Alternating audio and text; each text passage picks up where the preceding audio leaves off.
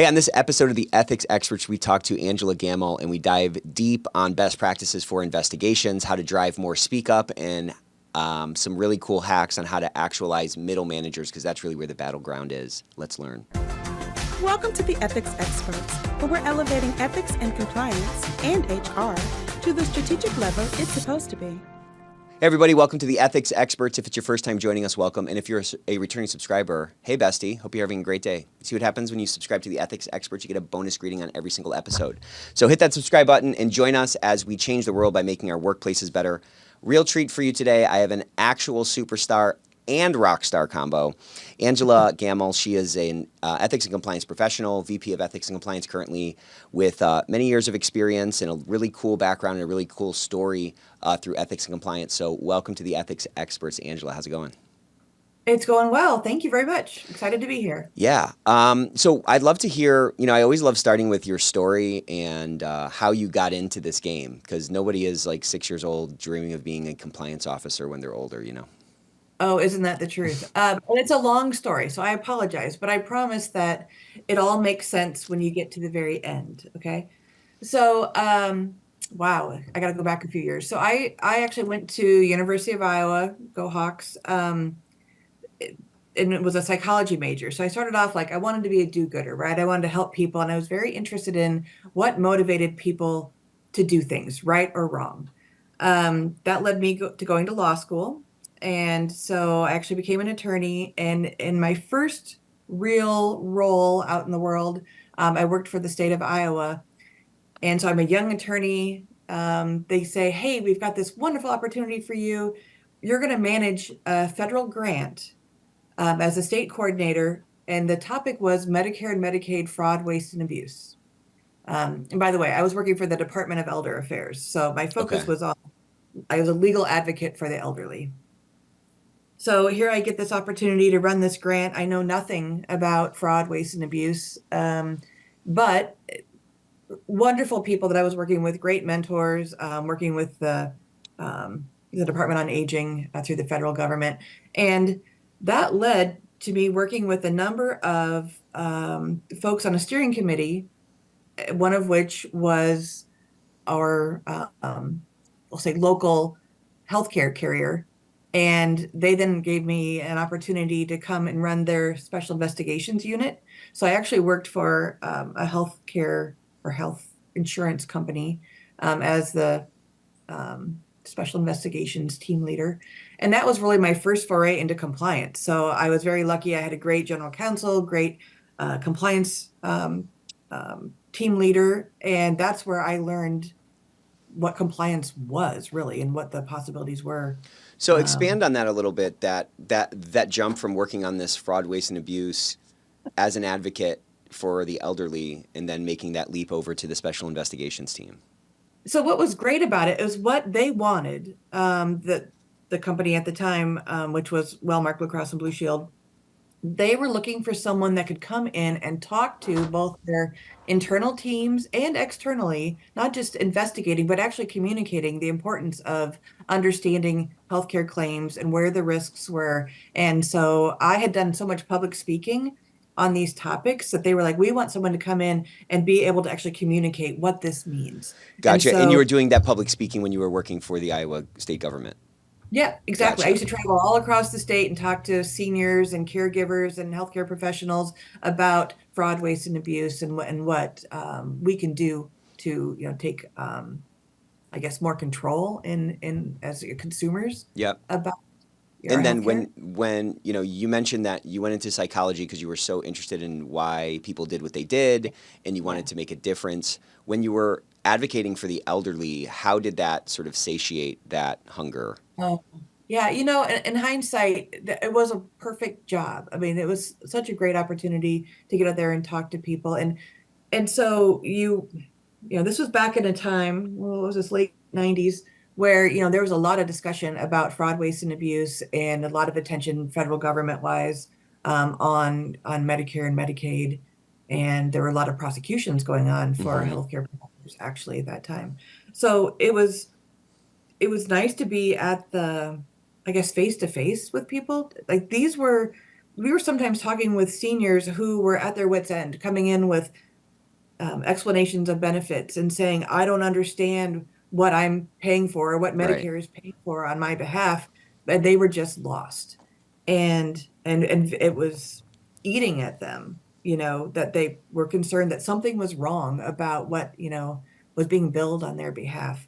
And so there was a lot of satisfaction in being able to either point people the right direction to other experts that could give them guidance, or even ourselves being able to just shed some light on what is a really complicated process for most people to understand. So when you made that jump, did you just feel like, kind of been there, done that, time for the next thing, or like what prompted you to make that move? Because it was a very different job, right? Yeah. This sounds horrible to say, but money. That's No. okay. Everybody has it, and everyone wants more of it. So Yeah. Well, it wasn't that simple, right? It was more of I was so excited to get that state level job. I had been in that role, I think by the time this happened, probably 5 years. And so it was kind of time for the next thing, but yeah, also there's a big difference in public service income and yeah. and then going to a corporate role. And I will say, I'm bitter about this because at that time there was no student loan forgiveness for being in a public service role, right? Mm-hmm. So you still have all your, or at Wow. least Yeah. I, all my student loans to pay back. And, obviously going to a corporate role helped me do that a little Right. more effectively. So now you're in there. Now you're learning about compliance, and you've stayed in this space since, right? So what was it like? Walk me through the sort of like falling away of the scales, or like the opening of your eyes to this realm that maybe you've sort of touched or kind of, you know. Yeah. Well, first of all, regulatory compliance from in an insurance company is heavy, right? There's a lot Mm-hmm. of regulation. And unfortunately for me, I was less focused on that. I was more just getting exposed to that and understanding like the big world that it was. Again, I don't want to date myself, but HIPAA was brand new when I was in this role. And so, our first privacy officer was appointed and actually having someone that was focused on that particular component. So just learning Mm. just so much about not just the regulations and again, HIPAA, because that was obviously a big deal, but also too, that was my first foray into actually being an investigator and sitting down. And again, I was so fortunate. Like we had a very structured, almost like a legal attorney approach to it, where you had um, things like your file folders actually had like we were looking for this, we're looking for this piece, come to a conclusion here. I mean, it was very structured, and so that kind of I think is carried over into a lot of my years. I like structure and You found how. value in that Yeah, structure.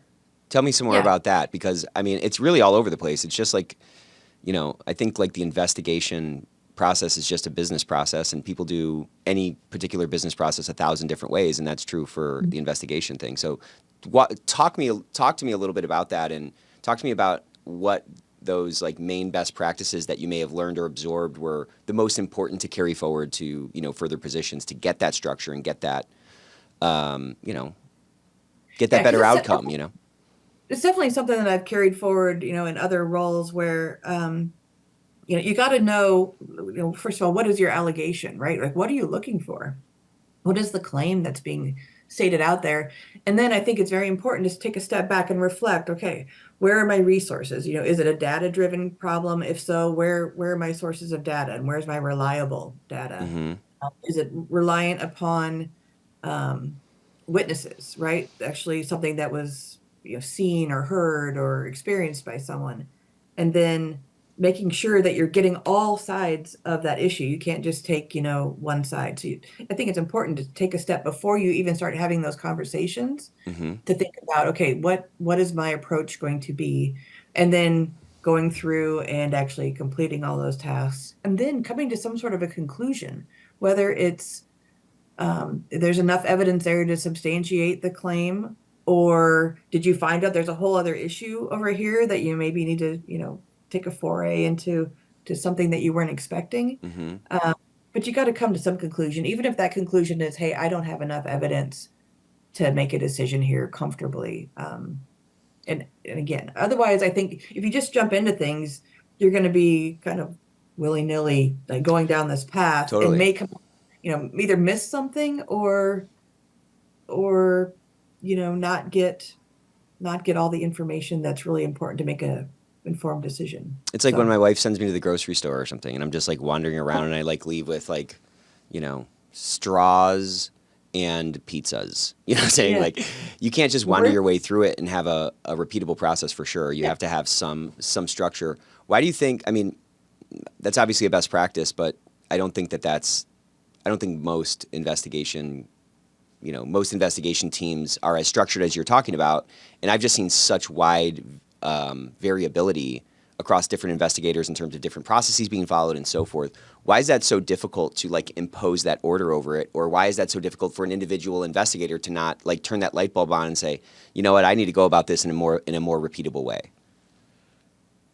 So the one of the main pressures I think is time, right? So some Yeah. allegations have been made, and you're getting maybe pressure from um, it could come from any source, but they're saying, okay, we need an answer now. What happened? We need to take action immediately, and so they want to kind of jump to the reactionary punishment stage of fixing the problem before they have all the facts. Hmm. And so I think that pressure to get it done faster sometimes makes people kind of deviate from that structure. And again, I think that's how sometimes things are missed. Yeah, and it's probably also a function of like the investigation team culture, right? Like the team you stepped onto, it sounds like it was pretty well formed, pretty well kind of dialed in. And so when you step into that, you can really establish some of those really good habits. It's like, my cousin was kind of a wayward guy, and then he went into the Marines and he came back and like still Mhm. makes his bed every day now, right? Like he learned some habits that really he's carried forward and kind of has pushed him into a bit of a different direction. How fortunate that you were able to step into that special investigations team, you know? Yeah, and I think that's where having strong leadership in the ethics compliance roles is very important, because you have to have someone that can kind of push back and say, "Hey, no, this is our process. We've got however many days, we'll on average turn around an investigation within, let's say, 30 days." Like something to set some parameters and say, "Look, this is our process. It's important that we follow this, and let us do our complete review and not, again, just react to, the superficial facts that are coming in the door." Right. Okay, so you're in this. I get excited about that. Yeah, for sure. So tell me some more. So you're kind of getting into this game. You're going Yeah. around. You're kind of being a public speaker because you've had this great background, and you're really trying to raise awareness around this issue. And you're starting to get into, you're kind of bumping up against this compliance thing. You're starting to learn more about it. Yeah. So, um, what's interesting. So then, getting to understand more about health claims processing, contracts with providers. I mean, again, it was all very new and very exciting, and and felt really good about the role. And then my personal life made a let's just say I had two kids in 2 years, Wow. right? Yeah. So surprise. And so at that time, then I decided to make a change. And I had a former colleague that I had worked with. So, like, for example, we had brought in um, some software to help us do claims analysis Mm-hmm. while I was there. And I worked with a great project manager who had then left and gone to ADP. So, automatic data Mm-hmm. processing, HR systems, payroll, timekeeping, you name it. He had gone over there and he's like, "Hey, I have a job for you." Because I was looking for something, like I needed more flexibility to small kids. Just I had kind of risen in the ranks to a certain extent, and like was kind of like, where's my next step? And well, I Mm-hmm. needed to take a sidestep.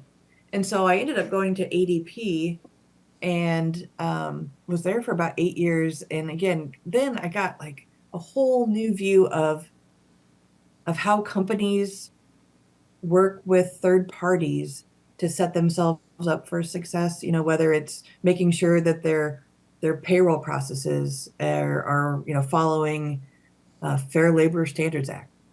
Just there's all sorts of other things that companies have to think about when they are running their HR systems. Um, what am I? one of my favorite stories, and I won't name any names, but it was a company that was really frustrated because the HR system wasn't allowing them to use the same social security number for more than one employee. And I'm like, well, that's because that's not, it's not how it's supposed to work, Right. right? Yeah. Social Yeah. security is supposed to be individuals. Well, they had some challenges within their workforce, and um, so some of those things were very interesting in learning how, I guess, the realities of how companies have to work through, these are what the regulations are, these are what, the expectations are, with the realities of the workforces that they are trying to either bring into the company or make sure stay with the company because, they And want to be paid time, what things like was that. eye-opening about that? What was the light bulb that went on, or what perspective did that inform that really kind of you've carried forward? Ah, boy, there's so many things. Um, I think it's just that regardless of the size of the company, they're going to have the same challenges to a certain extent, right? And actually, one of the things that really surprised me was actually the smaller the company, the harder it was to meet the company's expectations, because a small company with 100 employees is going to expect 100% accuracy in how they're set up, how their employees are paid. Again, their FMLA administration, because again, a lot of companies outsource FMLA because it is so complex to keep Hmm. up with all the different state regulations and requirements and communications.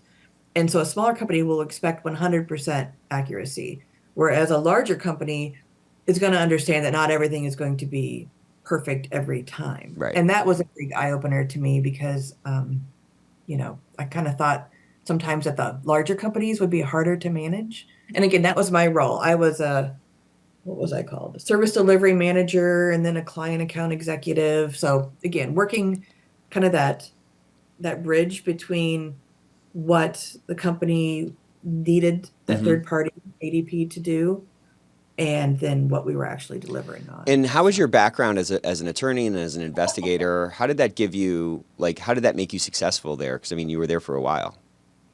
I like to problem solve, right? Like so a lot of my job was it was when things went wrong, right? Everybody's happy when things are going correctly, but when there's a problem, um, it's kind of being that approachable person to sit down and say, "Hey, okay, yep, we've got this problem. Let's figure out how we're going to solve it," and then communicating, the steps along the way, and then getting to a resolution.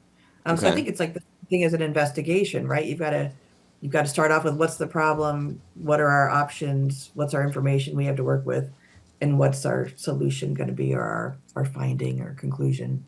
Yeah, and So then that like repeatability and that discipline that comes from, applying that framework to, yeah, sketch out an approach and kind of diagnose it, test it. It yeah, really does lend itself to kind of everything. yeah. And for better or for worse, I got a reputation of being like the one that could turn red clients around. So the ones that weren't happy, I kept getting assigned those because I had a pretty good track record of getting them back And if you could on. diagnose what that was due to, other than your just charming personality, what do you think that is? Um, I think a lot of it is again being approachable, but being able to acknowledge Hmm. that there is a problem. Like I think a lot of times people steer away from the ugly or Yeah, the bad side of things. They want everything to be, oh, everything is perfect, and we're just, it's not staying in the perfect. same It's rarely place. perfect, and there's always an issue. Yeah. Yeah, And I think it's the same thing in compliance. I mean, like in my role now, like if there's an issue, you can't bury it, yeah, right? right. You've got to let's figure out what it is. Let's figure out, what's the parameters on which we can, work within the Hmm. rules, and then how are we going to fix it? So same thing. Yeah, it is the same thing. Okay, so you're at ADP. What did you do next?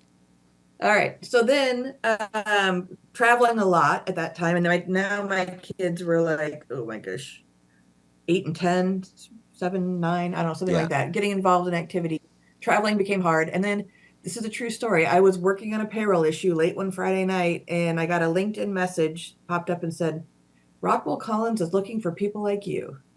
And it was an investigative role within Rockwell Collins, which is a aerospace company, and happened at that time to be headquartered very closely to where I lived. I got to take a step back for a second. So when I was at ADP, I was one of the first. I was a pioneer in working remotely. Oh, wow. So Okay.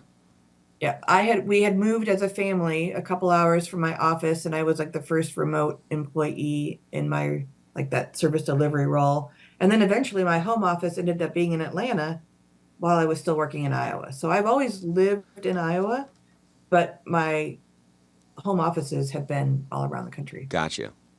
Okay. So again, so this was kind of a unique thing that I was able to actually go into an office locally and pursue my career.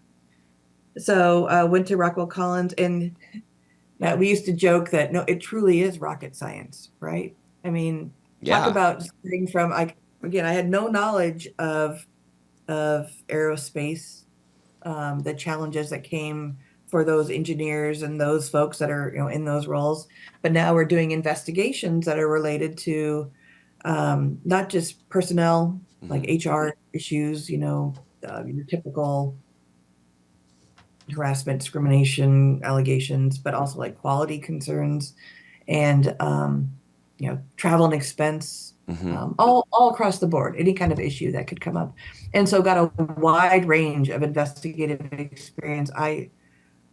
I think I probably did, I don't know, 600 to 700 investigations over the 8 years that I was there. Wow. So yeah, lots of interesting things. So what did you notice about being in that kind of an environment in terms of the extent to which there was like participation in this risk management process by the employees? Did you find that this organization, like where was that on the spectrum of like good versus bad? And what did you notice about the role that the investigation process played in the lived employee experience? I think one of the interesting things about the aerospace industry is if you go back to, oh my goodness, again, we're talking like late 90s, there was an effort because there was a lot of attention on how federal government spending, contracting with the federal government. And at that time, there was a defense industry initiatives, DII, that was created. So aerospace companies, in my opinion, were ahead of the game in being, creating compliance programs, having hotlines, being very transparent, and then the need for educating employees about the rights and wrongs, so your codes of conduct, policies. So to me, the great thing about working for a company like that, and for what I saw from a lot of those government contracting defense companies, was that it was really supported both budget-wise and the communication from the top levels of the company in making sure that everyone knew that we were going to be successful as a company, but we were going to do it the right way. Right? So there wasn't going to be cutting of corners. The concentration of that, or the authenticity of that spirit, seems like it's kind of unique in that company, right? Because I mean, who doesn't? I think there was a study that said something like 93% of companies have like integrity as a value, and yet we have toxic workplaces, and yet we have all these issues and problems, and companies still need compliance, right? So what's going on with that, and what was different about leadership or the circumstances or perhaps the government pressure that drove this sort of authentic push to do things right? And it sounds like the voice from the top, or the tone from the top, or whatever here, was like singing the right notes or something. Yeah. Well, I think part of it is, again, if you're dealing with government contracts, the consequences are high, right? Yeah, right. If you're found to not be following whatever regulation, FAA regulations, for example, I mean, you run the risk of cutting your income stream dramatically, right? Because the government will just say, we're not doing business with you any longer. So I think that stick was a pretty heavy influencer in that kind of a commitment. Um, yeah, it's hard to say. I think some of it was just the longevity of having those programs in place for a long time for those types of companies. Again, it was, very much a commitment going back, 20 years. Like the compliance programs were pretty well developed, and the Yeah. reporting, the people were more willing to maybe bring issues forward because again, they had seen that they didn't just get brushed under the rug. They were Right. actually seeing something was happening, and they were finding out like that the matter was addressed, even if they didn't know all the And how would they details. find that out, do you think? So I think it's one of the things about having a very structured program again Mm-hmm. is that, when concerns come in, it can't just fall into a hole, right? You need to make sure that there's some sort of closure. And again, you can't always give employees all the details on, I mean, we looked at this thing, we talked to this person, we took this action, but at least to be able to acknowledge and say, we got your concern, it's been addressed appropriately, the appropriate actions have been taken, and to kind of close that loop so people know that if I do have a concern, Right. it's not going to fall on deaf ears. Someone is going to look into it. There is going to be some review. Well, I mean, how many times is the average person going to try to speak up about something Yeah, without having any stimulus back, any signal back that what they're talking about is being acknowledged, done, something's done about it, whatever. Like, I can't imagine it's probably not even more than one. yeah. You know what I'm It is saying? really. Yeah, I think most people are going to be a little bit hesitant. We talk about the reasons that people don't speak up, right? If they have a concern, and you look at, there's always a fear of retaliation, and that's the same in every benchmarking, every company Mm-hmm. that I've ever seen. People are going to be hesitant because they're going to be afraid, like if I speak up, it's going to negatively impact me somehow. And then you have the portion who think that nothing's going to happen anyway, right? So why would I bother speaking up? Um, and I think people become jaded very quickly. They're probably Totally. already a little jaded to start off with, right? They're looking for a reason maybe not to speak up. And so anything you can do to remove that. And I think that goes back to the transparency of then reporting out maybe on an annual basis, like this is the number of calls we've had. This is the number of um, Yeah. um, Resolutions we actions had. that we took. Here's a list of some of the Number changes that have been made.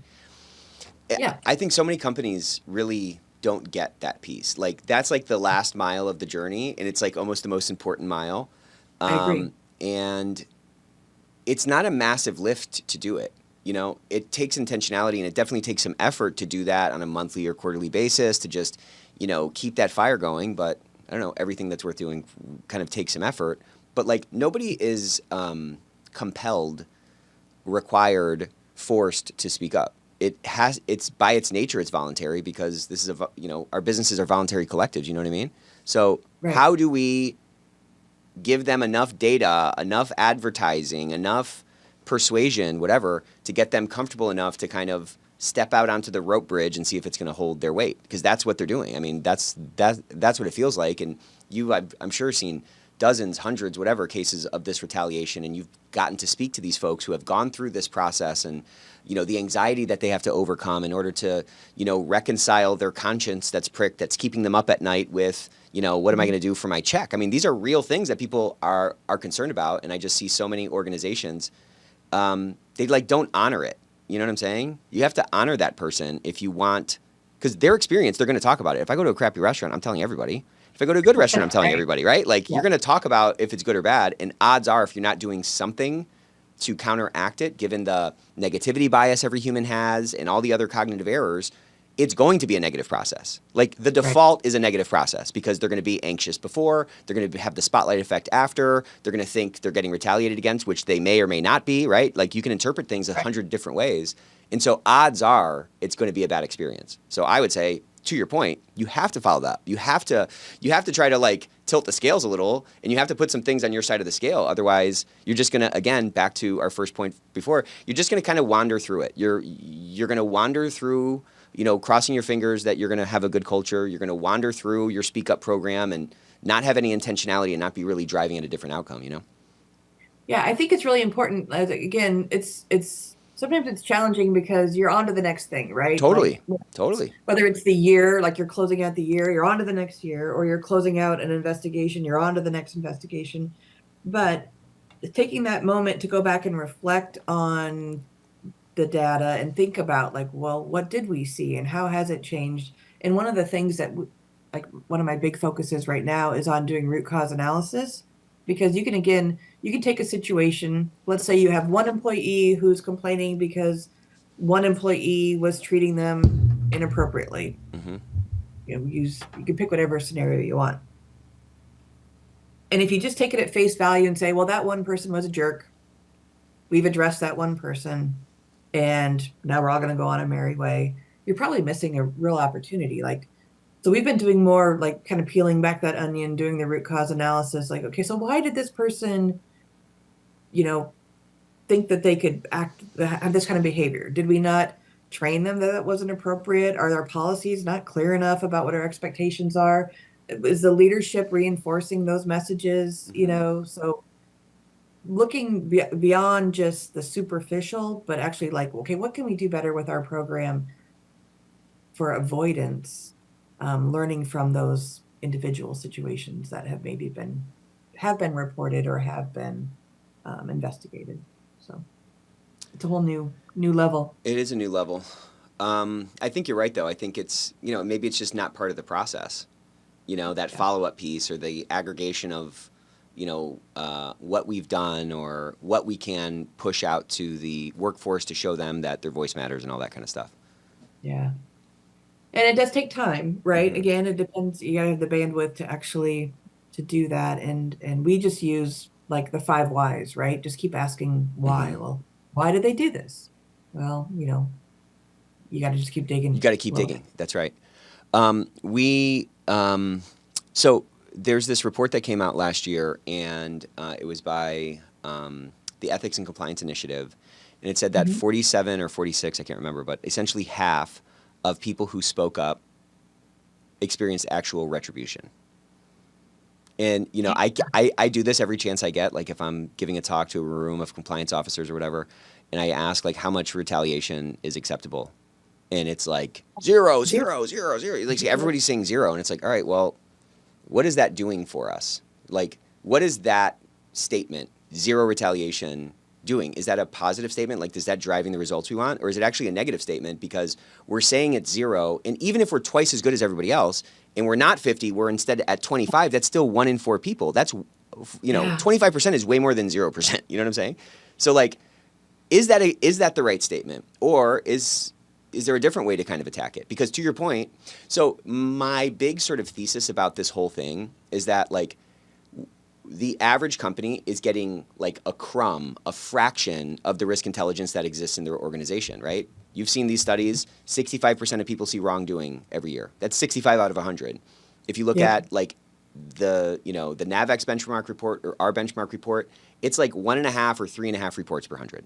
So we're talking about less than 5 reports per 100 are showing up in the case management system and actually getting investigated. And there's a potential of 65 reports per 100 that are out there. I mean, that's a wild, wild number. If in fact our job is to keep the company out of trouble, you know what I'm saying? Crowdsource risk intelligence, provide these insights back to the point of risk, to build this culture of integrity. Like we need that kind of participation. And we know that retaliation is the number one reason stopping us. Or stopping us from getting more reports. So, like, why are we talking about 3 or 5 reports when there's 65 out there? And why is this not like a burning fire for everybody on how to fix this problem? Boy, there's so many levels to that. So, first of all, I think the commitment from each company needs to still be we have 0 tolerance for retaliation. Asterisks, right? We know that retaliation is always a risk. And I think one of the challenges is, this is getting psychological here, but if you do speak up, you're going to have a level of paranoia, right? And so you're going to be maybe more prone to feeling what might have been a neutral statement, let's say, a neutral statement, neutral action. I didn't get invited to participate in this project. Yeah, right. Yeah, or meeting, yeah. And so maybe before you would have just been like, oh, I guess, whatever reason I wasn't wasn't my day, or I wasn't the right fit, or there was some other Hmm. business related reason, you might be more prone to question, gee, was that, because again, I'm paranoid, I spoke up, I'm now maybe more likely to look for, like, not intentionally, but just it's human nature to be assuming that maybe that's the reason, right? Again, it's somehow tied to retaliation. And that doesn't make it any less, Real for uh, that person. yeah, right. It doesn't make them, and it's still going to make them less likely to speak up in the future, even if it's just their perception that they're Hmm. being left out because they spoke up before. And again, I think part of that is acknowledging. So, a lot of companies watch, not just, this person was then let go, Hmm. or they were transferred to a different department, but also getting we currently we're educating our leaders to be watching for those more subtle pieces of retaliation or potential retaliation, like the making sure that person isn't then cut out. um, one of the things, this is just an anecdotal example, but a lot of times I think managers, if they're aware that something has been reported, they may not know what to say, right? They don't want to say the wrong thing. So they might say nothing at all. And that in itself can be perceived as retaliation, because now that person might be like, I'm being cut out of all communications. My manager's not giving me Right. any direction, or not, speaking to me, Yeah.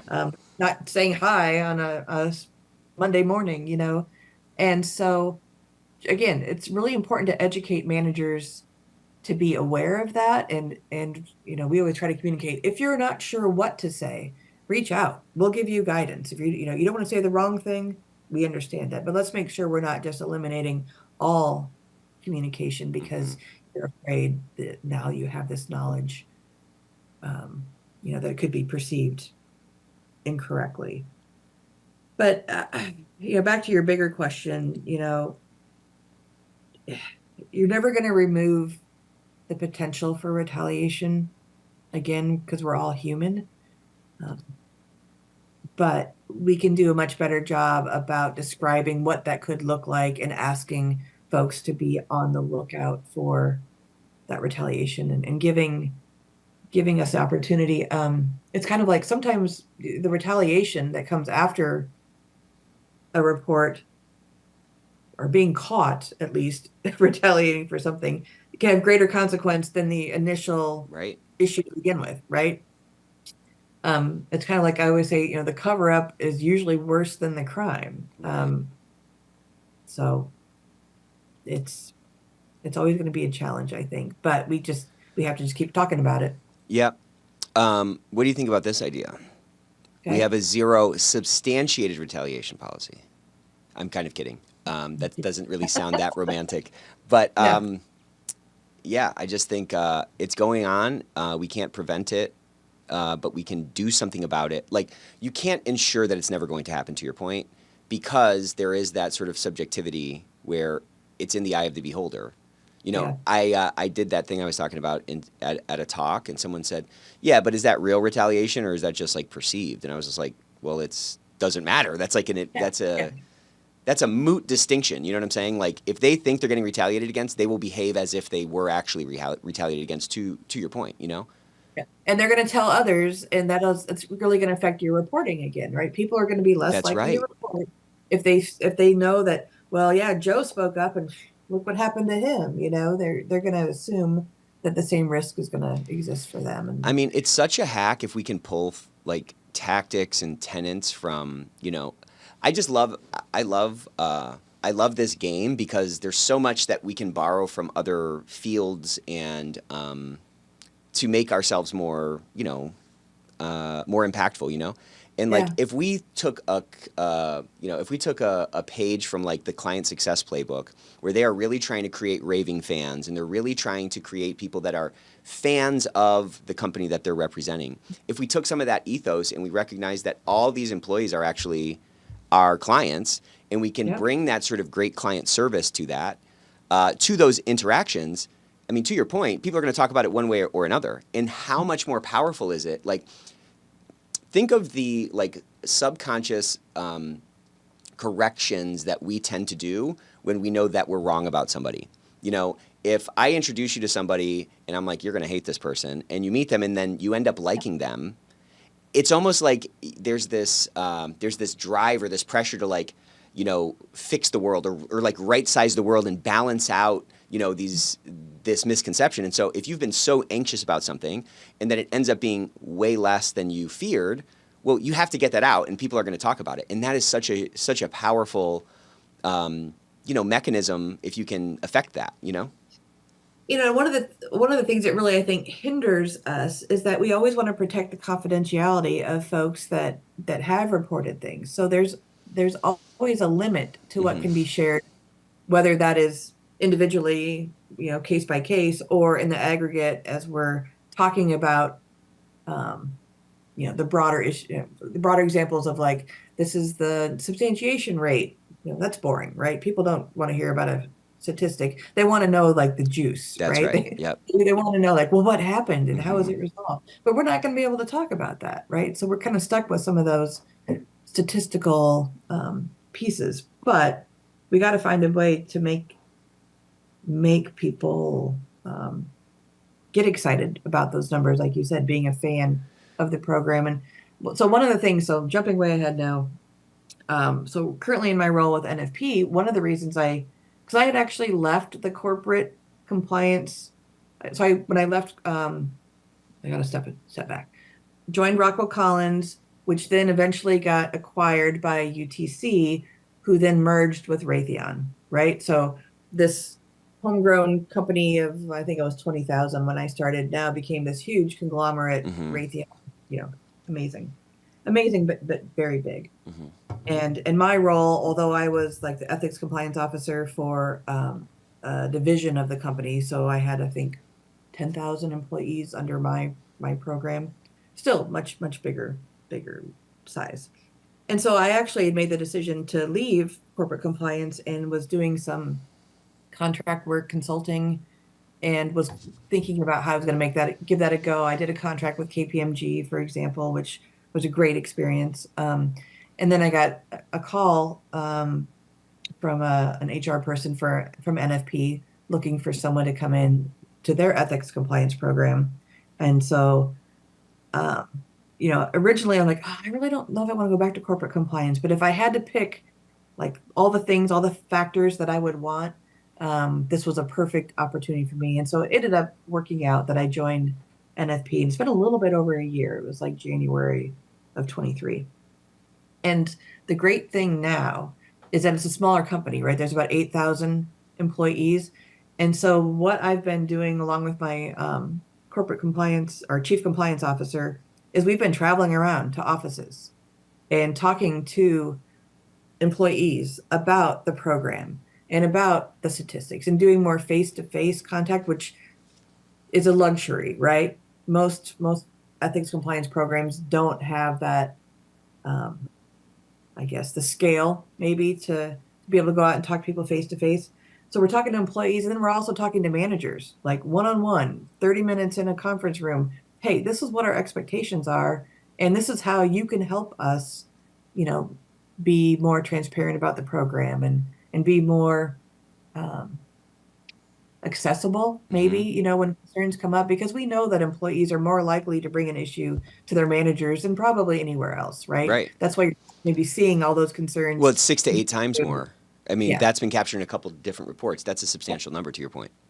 Yeah, so you've got to educate. They got to know what to do if someone comes to them. It can't always be, oh yeah, well we'll watch that and see if it gets any worse, right? I mean, they need to take some sort of action, whether it's reaching out to their HR partners or getting that person to report it into an ethics helpline. But we want, it's one of those things where we had done some surveying and we knew that employees were likely to go to their managers, but we also recognized that we had not done a very good job of educating managers on what to do. Like, Right. What do they do if something comes to their attention? Yeah, right. Yeah. Yeah. That's kind of an exciting thing right now. Yeah. You got to give a guy a fishing pole if you're going to teach him how to fish. You know what I mean? Right. Right. So if, man, I had so many more questions and we're kind of getting close to the end here. So let's do two more. So my question is, what is like your biggest hack if you were coming into a program, or maybe you just kind of went through it? Man, actually, before that answer, let part of Yep. your brain think about that answer. I want to talk a little bit more about this tour that you're doing. Mhm. Who prompted that? Whose idea was it? How were you able to get approval for it? And what is the response been, either from those one-on-ones or like that you're starting to see some numbers move in some system or something? Yeah. So it was kind of a twofold thing. One, because being new to the company, and so NFP is um, originally started off as like a insurance consulting brokerage company. We're going back to like 1999, and now it's really evolved into more of a financial services firm that specializes in insurance, risk management, wealth management, retirement plan advisory. So much broader company. And so for me coming in new, it's kind of like the rocket science thing, right? Now I had to start all over again and learn a whole new business and what kind of challenges do those employees face when it comes to ethics and compliance, and Mhm. um, understand kind of what they live day to day. So again, I work with a fantastic chief compliance officer, and it was kind of her idea. She's like, let's get out there, right? I want you to meet some of these, the bigger offices, where we have more of the employees. And it wasn't necessarily like where we had the biggest problems.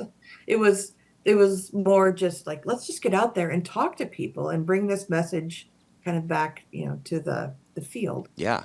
And so again, had the commitment from leadership, and the flexibility to get and do that. I think also coming out of COVID was another factor where Mm. people had not been traveling. They It's good to hadn't seen justify. people. Yeah, you guys were able to Yeah, leverage that to justify it. yeah. It had Yep. been, how many years since people had come out Hmm.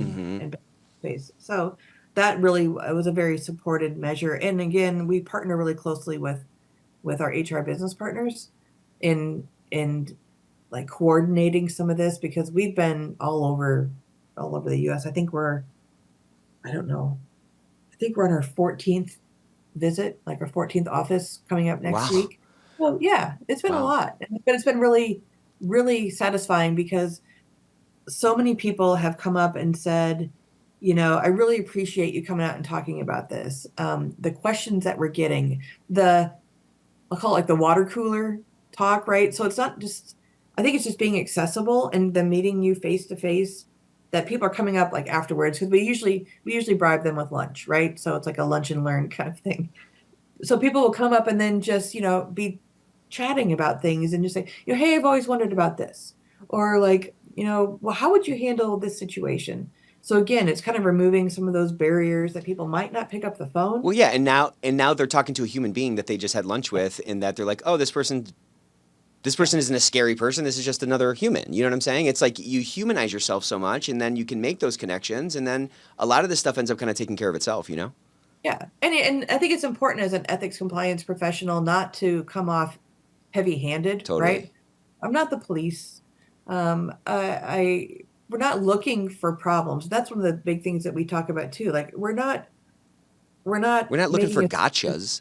yeah, You know? exactly. We really want to help people be more proactive. So rather than waiting till like you've made the bad decision and now it's got to be addressed, let's give some proactive guidance and make sure like where to reach out. If you've got a question about how this policy works, reach out. We'll be happy to talk you through it. And that I think is a really important key to like the next step of not just the gotcha, but being that advisor, I guess, to the business. And And it's then I think that's totally spot on. No one's gonna like use you as an advisor if they don't know you. yeah, You know what I'm saying? Like there's a trust and there's a familiarity that's necessary for that advice to be taken and acted upon. And then I'm sure your 14th visit is probably way different than the first visit, right? So what did you yeah. learn? What were some of those learnings along the way that are allowing these to be more impactful and more valuable? Any like substantial changes in like how you talked about things or questions that you asked, or you know how you even staged lunch relative to the conversation, or anything like that? Uh, um, so we have a PowerPoint, right? We have certain points that we know we want to make, and I think in the beginning we were much more, slide to slide to Hmm. slide. And now again, Suzanne, the chief compliance officer, and I have been out doing this so many times that now it's the flow is much Totally. more It informal, feels I think. more organic, less Yeah. stilted and rigid or something. Yeah. And but so that not necessarily changing any of the content, it's just more about the communication style and the comfort level. But but it's been a wonderful experience. And again, I know how lucky we are to have that opportunity, both just feasibility, but also the support of leadership to do that. Um, yeah, I mean, so many.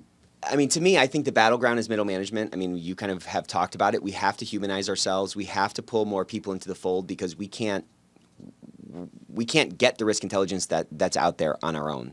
How lucky to be able to show your face and make some of those connections so that when somebody at that location is going to get the benefit of that visit, even if they never met you, because they might talk to a friend who did meet you and they're like, oh yeah, you should absolutely call her. I talked to both of those guys and they're great. Yeah. That's a Yeah, big. that's the hope. That's the hope. All right, last question. If you can go back in time, what's a piece of advice you wish you could give a young Angela? I love this question. I was hoping for this one. Um, and I teach this to my kids, right? I have two teenagers. I'm like, always keep the door open, right? If you get an opportunity to do something never done before, don't let that stand in your way. Like, give it a shot, right? Like for example, running a state grant, never on my list of things to do coming out of college, law school, going into compliance, never would have considered that as a role. Like, I'm not a big rule person, ironically. But I do appreciate that it's kind of like you can think about a scale, or you can think about I think about it more as playing bowling, right? Like, but with bumpers, right? You need to know where the edge is over here. You need to know where the edge is over here, and somewhere in the middle here, we've got to find our comfort and how we're going to be successful as a company, knowing that we've got Hmm. some parameters, from our guidance, whether it comes from our code of conduct or externally from regulations. So just keep your mind open. Like, look for those opportunities. Don't ever, even if someone reaches out to me and says, "Hey, I want to talk to you about, this opportunity." Maybe I'm not looking, but just, keep those communications open. Keep networking. Totally. Uh, and keep learning. I have more certifications than I even keep track of anymore because, like, I didn't when I was in a role at ADP, I got my FMLA certification because I was working in FMLA and I wanted to understand how it worked and I wanted that structure again on having that certification. I've been a certified fraud examiner. I had my SPHR at one point. Um, um, uh, so anyway, my point is keep learning Yep. and don't ever pass up an opportunity to try something new because you never know what the next step it's going to lead to. Yeah, you're right. So That's yeah, great advice. I love that question too because I feel like I get a little wisdom every time I ask it. yeah. So thank you so much, Angela. This was so much fun. Thanks for joining us on the Ethics Experts. Where can we find you? Well, gee, No, that's I a good want your question. home address. I'm saying. Yeah, I was Just going to kidding. say I live in the middle of Iowa. So I'm at NFP. I'm on LinkedIn. So Angela Gammill. That's probably the best way if someone wanted to reach out to me. But certainly, you can find me. Yeah, that'd probably be the best way, Cool. honestly, LinkedIn. So sorry to hesitate over that, but No, all you should good. have heard me. You were going to ask me that question. Well, good to see you, Angela. Thank you all. Thanks for joining us, and we'll see you next time.